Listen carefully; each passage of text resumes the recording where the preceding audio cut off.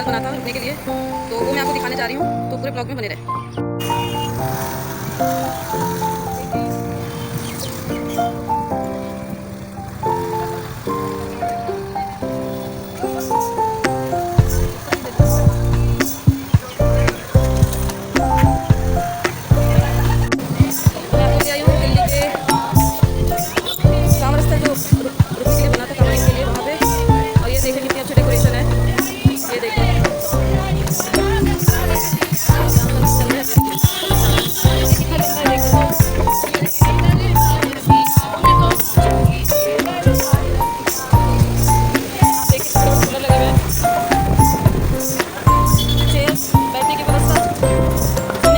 पानी की व्यवस्था और ये भोजन की व्यवस्था काफ़ी सुंदर।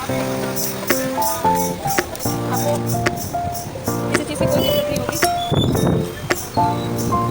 और ये देखिए सीलिंग फैन भी लगे हुए पंडाल में, ये वाटर प्रूफ पंडाल है और यहाँ लाइटों की भी व्यवस्था की गई थी।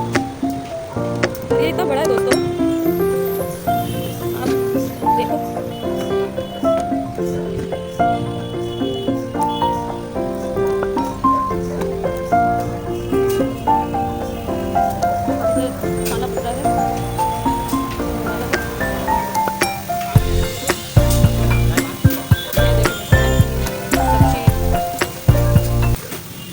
दिखा रहे एक दरवाज़ा बना हुआ है जो बाहर की साइड को है। और ये दिल्ली है मेरे यार। और ये देखिए पीछे के गेट से आपको दिखा। जय भोले भंडारी बाबा जय भोले। हम चलो पहले का काम करें, हमारी आदत खराब है।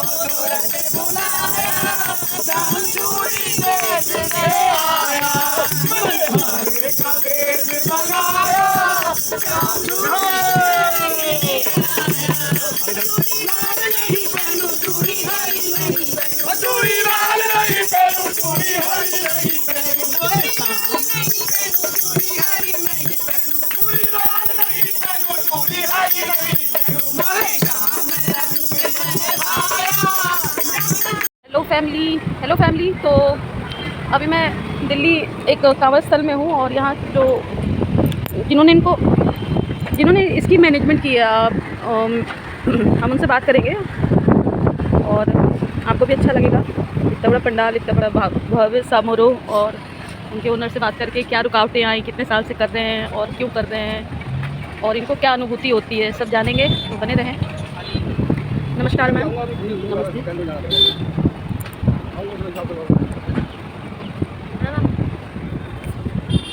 आपका शुभ नाम मैडम? मेरा नाम प्रियंका गौतम एडवोकेट है। अच्छा। और आप विधायक जी भी हैं मैंने सुना है। निगम पार्षद हूँ। अच्छा। और विधायक का भी चुनाव लड़ी थी अभी मैं निगम पार्षद हूँ। तो ये कितने सालों से आप कर रही हैं? हमने पहली बार करा है यहाँ पे, क्योंकि आज तक हमारे क्षेत्र में कभी किसी महिला ने कांवड़ शिविर नहीं लगाया, तो हमने पहले शुरुआत करी है। ये महिलाओं को भी, जब महिलाएँ चांद तक पहुँच रही हैं तो इन कामों में बढ़ चढ़कर हिस्सा लेना चाहिए। तो हमने पहली बार कांवड़ शिविर लगाया। कितने दिन से तैयार, मतलब कितने दिन से लगा हुआ था? ये 10 तारीख से लगा हुआ। 10 जुलाई 2025 से। और परमिशन मिली, तो परमिशन मिलते ही जैसे हमारी कोर्ट परमिशन मिली वैसे ही हम अपना इस काम में लगे। और तैयारी तो उसके पहले से भी कर रहे होंगे आप कि करना है? पहले तो ये है कि मीटिंग कैसे करना है, टेंट कहाँ से करना है, हलवाई कहाँ से करना है, कौन क्या व्यवस्था देखेगा, इसके ऊपर बहुत बैठकें होती थी। तो कोई रुकावट आई अभी तक? नहीं, सब कुछ बहुत अच्छे से हो गया। पूरी टीम ने बहुत बेहतरीन काम किया, हमारी प्रशासन ने बहुत सहयोग करा, दिल्ली की सरकार ने बहुत अच्छा योगदान हमें दिया। तो आगे भी आप करेंगे? बिल्कुल करेंगे, क्योंकि पहला अनुभव था, लेकिन बेहतरीन चीज़ें यहाँ पर हमने सीखी, लोगों से मेल मिलाप हुआ, तो हम इसको कंटिन्यू करेंगे। और आपको कुछ अनुभूति हुई अभी तक, अलौकिक अनुभूति जिसको कहते हैं? हाँ बिल्कुल, मन को बहुत तसल्ली मिली, सेवा करने का मौका मिला। सेवा करते वक्त जो कावड़ियों को सुकून मिल रहा था उससे हमें बहुत खुशी मिल रही थी। जब हमने दूध जलेबी बांटते थे तो सुझाते थे, बीच में हमने खाना तो देखो एक नॉर्मल चीज़ें वो तो हमने खिलाई, लेकिन बीच में यहाँ पर छोटे छोटे कावड़िया भी आए, छोटे छोटे बच्चे भी, तो उनको जब आइसक्रीम वगैरह खिलाई तो एक अलग उत्साह हमारे पुलिस को देखने को मिला, उससे हमें बहुत सुकून मिला। देखो फैमिली, कितनी अच्छी बात इन्होंने कही है कि इनको दूसरों को खुशी देखते इनको जो अलौकिक अनुभूति है उनकी ये चर्चा कर रही हैं। तो आप न्यू जनरेशन से कुछ कहना चाहेंगी, जो जनरेशन पूजा पाठ को मानते नहीं है, आजकल तो मोबाइल और रील्स का ज़माना है, दूसरी फंसे पड़े हैं, उनको कुछ बोलना चाहेंगी आप? देखिए, मैं नई जनरेशन को ये कहना चाहूँगी, असली पूजा पहला पार्ट आपका पवित्र मन है। आज जो नई जनरेशन गलत गलत कामों में लग रही है, वो उनका खुद मन भी अशांत है और आसपास का वातावरण भी दूषित हो रखा है। तो एक अच्छे इंसान बनने की कोशिश करनी चाहिए। और अगर हमने इंसान योनि में जन्म लिया है तो हम सबका सामाजिक होना बेहद आवश्यक है। सामाजिक होना प्रत्येक मनुष्य का कर्तव्य है। हमको सामाजिक काम करने में बढ़ चढ़ की भूमिका निभानी चाहिए। उसमें गलत ही सब वो सामाजिक कार्यक्रम कुछ भी हो सकते हैं। आपका धार्मिक कार्यों में रुचि है तो आप उसको करिए। आपको बड़े बूढ़ों की सेवा करने में रुचि है तो उसको करिए। आपको महिलाओं के लिए कुछ करना है तो उसको करिए। आपको देश के लिए कुछ करना है, आपको सफाई अभियान करना है, मतलब कुछ भी हो, इंसान होने के नाते हमको सामाजिक होना बेहद जरूरी है। सामाजिक कार्य को करना चाहिए। युवा पीढ़ी का ये कर्तव्य बनता है, क्योंकि युवा पीढ़ी भारत का भविष्य है। एक अच्छे भारत का निर्माण करना है तो हमको सामाजिक होना बहुत जरूरी है। और एक लास्ट एडवाइस जो आप लड़कियों को देना चाहें खास करके। देखिए, लड़कियों को तो मैं ये कहना चाहूँगी कि अगर आपने जो ठान लिया, जो सोच लिया, वो फिर हिचकना नहीं चाहिए, करके दिखाओ उसको। क्योंकि जब आप करेंगी तो आपको बहुत बल मिलेगा, आप ताकतवर बनेंगी, आपका मन ताकत होगा, आपका शरीर ऑटोमेटिक ताकत मिलेगी, आपका परिवार, आपका समाज आपकी बहुत इज्जत करेगा। निसंदेह एक लड़की को आदमियों के मुकाबले बहुत ज़्यादा कठिनाइयों का सामना करना पड़ता है, लेकिन जीवन एक ही मिला है। अपने आप को सिर्फ इसी जीवन में करना है। और ये भी मैं मानती हूँ कि कहना बहुत आसान है कि लड़कियाँ लड़कों से कम नहीं होती, लेकिन जब लड़कियाँ लड़कों जैसा काम करने में आती हैं बहुत तकलीफों का सामना करना पड़ता है, लेकिन करिए, बहुत ताकत मिलती है। मैम एक क्वेश्चन मेरा अपना पर्सनल है, मैं अधिकतर पूछती हूँ लोगों से।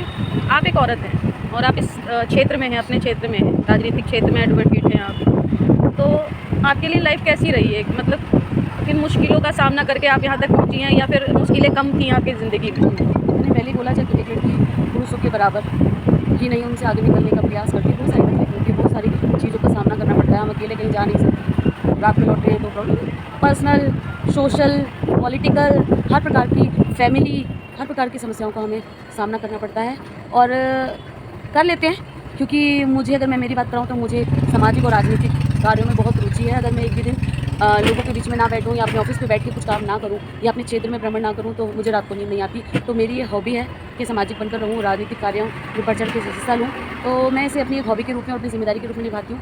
तो इस वजह से मेरी चीज़ें कठिन तो होती हैं, लेकिन जब हो जाती हैं तो आसान सी भी लगती है। मैम किसी भी लड़की को या फिर लड़का हो क्यों ना हो, वो जो एक फैमिली सपोर्ट होती है वो ज़्यादा अहमियत रखती है, या अपना मानसिक संतुलन ज़्यादा अहमियत रखता है सक्सेस होने के लिए? सबसे पहले अपने आप को प्रिपेयर करना पड़ता है, क्योंकि अगर आप प्रिपेयर नहीं है, आपकी फैमिली कितना भी आपको पुश करे, आप अच्छा परफॉर्म नहीं कर पाएंगे। इसलिए सबसे पहले खुद को प्रिपेयर करना पड़ता है, मजबूत करना पड़ता है, मानसिक रूप से भी, शारीरिक रूप से भी। और उसमें फैमिली का सपोर्ट मिल जाए तो उस पर सोने पे सुहागा हो जाता है, चीज़ें आसान हो जाती हैं। धन्यवाद मैम, आपसे मिलकर बहुत अच्छा लगा, और हर हर महादेव।